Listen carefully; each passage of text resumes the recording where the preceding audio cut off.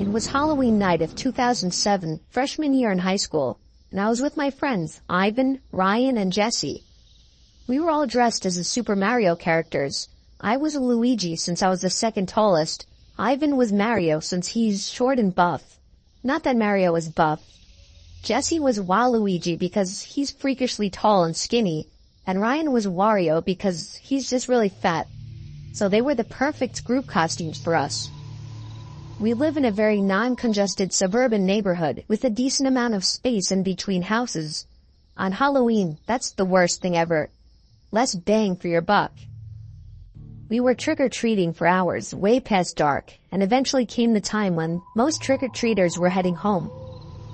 My feet started to hurt, and I had to constantly switch arms for holding the now 10-pound pillow sack of candy, but we planned on going until our bags were completely full. A lot of the houses by now weren't answering anymore. It was probably past their cutoff time for giving candy to trick-or-treaters. Approaching our next house, we saw a purple bucket on the stoop, which was the best feeling ever. I was the one to get close enough to realize it was empty, which was the worst feeling ever. I turned around when I heard a knock at the window of the house. We all looked at the window. Couldn't see anyone, but heard someone call out, "Wait!" The door opened and an older man, late 40s, already balding, stepped outside. He told us to come inside so he can get us some more candy. I said we could just wait out here. He responded saying something along the lines of, "Nonsense, come on in, we'll get you your candy." I then stepped in and said, "It's alright. Come on, Dan, let's go." I told the guy to take care and apologized. He just stood there watching as we walked off, not saying anything. I felt bad, but at the same time, that guy seemed like a creeper, and I figured I just dodged a bullet not going in there. If the story ended there, it wouldn't be scary, so of course, it didn't end there. We skipped a few of the guy's neighboring houses just to get further away, and continued on with our business. We were walking down close to the nature preserve now, so there weren't many houses around us. At this point, we were now walking back closer to Jesse's house. I noticed Ryan had stopped walking, and I turned around to see what's up. He said he heard someone moving from behind the trees in the preserve. Now this was before everyone's phones had flashlights, so we couldn't just go searching in the woods for someone. Besides, we were just telling Ryan that it must have been a raccoon or something. You may think this is a bit of a cliché, but when things like this happen in real life, you always assume the more logical possibility. It's just natural. Why would we assume we were being followed? I had to put my arm around Ryan's shoulder and nudge him forward.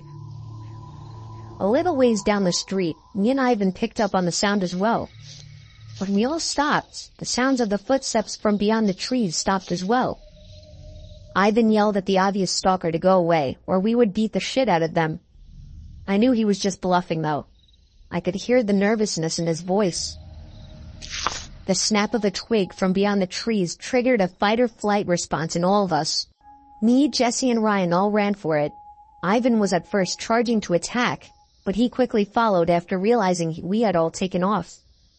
We ran down the dark street, and we all noticed the sounds of at least 2 or 3 pairs of footsteps crushing the twigs and leaves in the woods.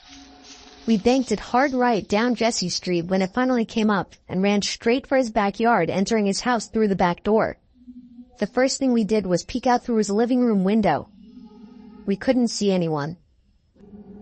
We all had to gather our thoughts and discuss what the hell just went down in his living room, when all of a sudden we heard Jesse's backyard gate slam shut. Jesse dove to turn off the lights. There was a click and a bang from down in the den. It was more than likely Jesse's back door. We all agreed to go down armed with knives and face them. Jesse turned on his back door light, but there was nobody out there. Just then the front door opened, and we all screamed like animals. Jesse's mom and sisters came rushing downstairs. They had just gotten home from their friend's little house party. We all rested assured knowing it was just them. Jesse explained what happened, but made it seem a lot less dramatic. Me and Ivan went home after that and called it a night. At 12:30 a.m., I got a disturbing text message. It was from Jesse. It said, "It wasn't my mom." I texted back saying, "What?" He responded back quickly, saying, "It wasn't my mom in the backyard." My finger slammed the buttons on my phone, responding back, "What do you mean?" There was a long pause before he finally told me that his mom and sisters said they never went in the backyard. I told him to immediately check the backyard from his upper deck. He had already done just that.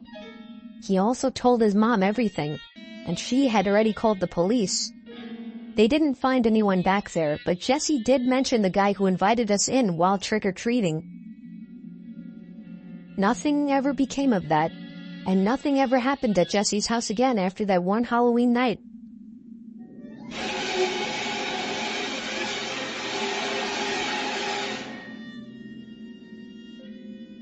Last Halloween, I was asked to chaperone my little brother Kevin, my little cousin Mike, and his friends while they trick-or-treated.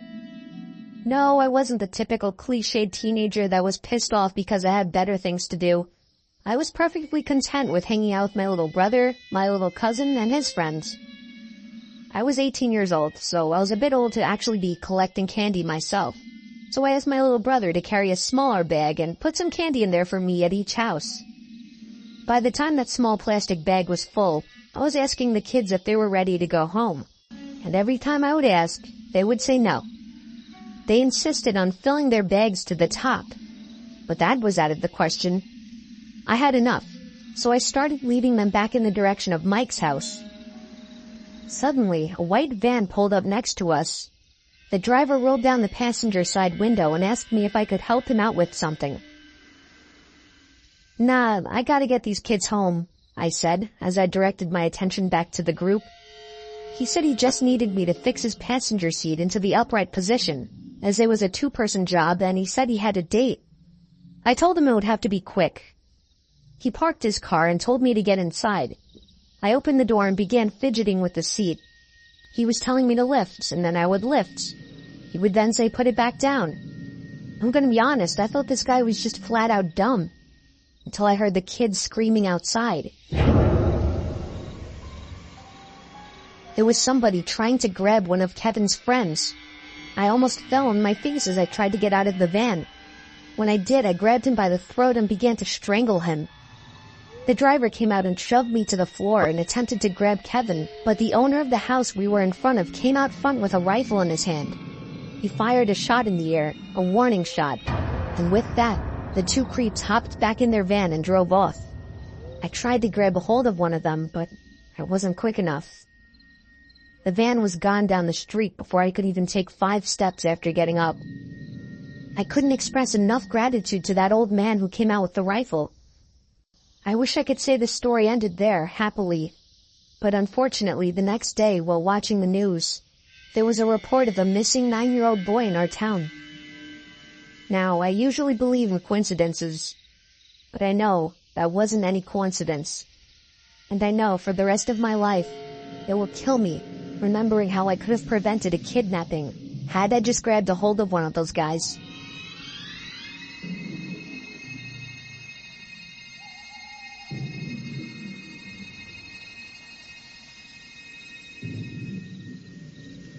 Me, my best friend Jordan, and my friend Chris were trick-or-treating on Halloween night. We live in a really rural side of Pennsylvania, and Halloween always kind of sucked because of that. For all you city and urban kids, Halloween is a lot different when you live in a quiet, rural area. First of all, and most obviously, the walking distance between houses is much worse. However, people tend to give more candy to us since they get less trick-or-treaters. And that's the second thing. Less trick-or-treaters.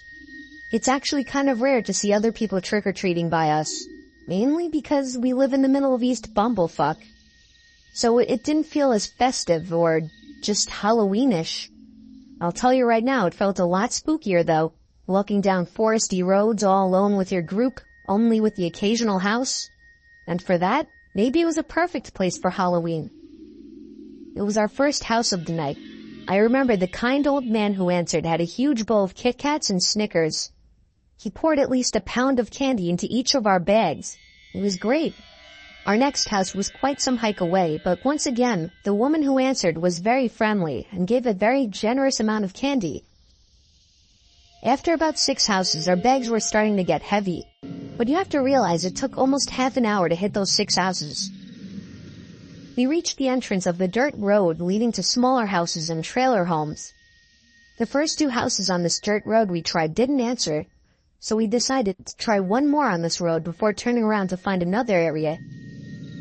We reached the very appropriately eerie property of a smaller house along the dirt path. The whole front yard had an orange glow because of the 4 torches that were lit up leading to the front porch. There was an orange bowl on the stoop decorated with black silhouettes of witches, pumpkins, and other Halloween themes. Besides 2 stray Tootsie Rolls, the bowl was empty. There was a sign on the door that read, "If there is no more candy, enter the back at your own risk for more." Under that there was an evil-looking smiley face, along with an arrow pointing to the backyard. Chris said let's just turn around and go back, but Jordan and I wanted to go around back.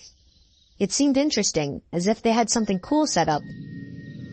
Chris had no choice but to follow us around the house to the backyard, which was a small clearing from the miles of forest that surrounded.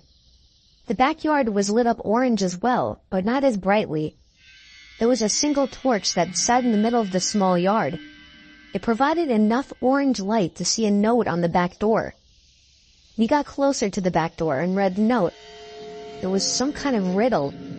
It said, if candy is what you desire, then you had to look closer to the fire. And yes, I still remember that stupid riddle to this day. So of course we assumed that by the fire meant by the torch. Chris was saying he did not like this, that it seemed too suspicious. I was kind of weirded out a bit too, but Jordan seemed interested in it, and I didn't want to seem scared to him. Plus, it was the most interesting thing to happen all night in this boring town. There was nothing around the torch though. It was literally just dug into the center of the backyard. There was a small wooden shed by the corner of the clearing, and in the other corner were a bunch of tools and wood scattered across the grass. Jordan tried leading us closer to the woods, but I was with Chris now. I was pushing for Jordan to just leave now, as it was too weird and creepy to be looking for candy in a stranger's backyard. He kept telling me, hang on, one more minute. While he was looking around, I started to examine the place. The house had an old, dirty look to it, surely a very low-income home. I started to examine the windows. One of them was cracked, the other had blinds closed, and then I looked up at the upstairs window. There was somebody looking down at us, specifically at me. When he or she noticed me, they moved away from the window and shut the blinds. I told Jordan we should go. I looked over to the window of the wooden shed. I could see someone poking their head out ever so slightly. I grabbed Jordan, yanking him over to follow me, but he was frozen still. He was looking up at the woods. I looked to see what he saw. There was a person coming out from the woods. Jordan was laughing. I guess he thought it was supposed to be a part of this spooky setup. I watched with him until we saw the person come into light, wearing a genuinely horrific mask. And there was something in his hand. A machete. Jordan still thought it was a joke. Even Chris seemed to be laughing a bit. Hell, I started to think it was all just a nice little Halloween setup. Until the person wearing the mask charged at Jordan and swung the machete, only he missed as Jordan backed up in time. We all sprinted back out front where we saw somebody blowing out the torches. He spotted us and started chasing us. We ran all the way down the dirt road, back down the paved road, and made it back to my house. Jordan was throwing up. I'm not sure if it was because of running so much, or because of the fact that he almost lost his life. We told my parents right away. My dad called the police and asked them to come to the house. My dad then drove us to the house where it happened with the police following us. By the time we got there, everything was gone. And by everything, I mean the notes, the torches, and the candy bucket. The house had been vacant for months. Nobody was living there. It was the perfect place to set up a murder scene. We requested the police go inside to check, as I did spot somebody spying on us from upstairs. But it turned out they were gone as well. We did the best we could to describe what happened and the people I saw. I believe one of the officers told my dad they would investigate further into this and thanked us for the info. Maybe you don't realize how sick this world is, full of insane, scary, messed up people, until you actually come into encounter with them.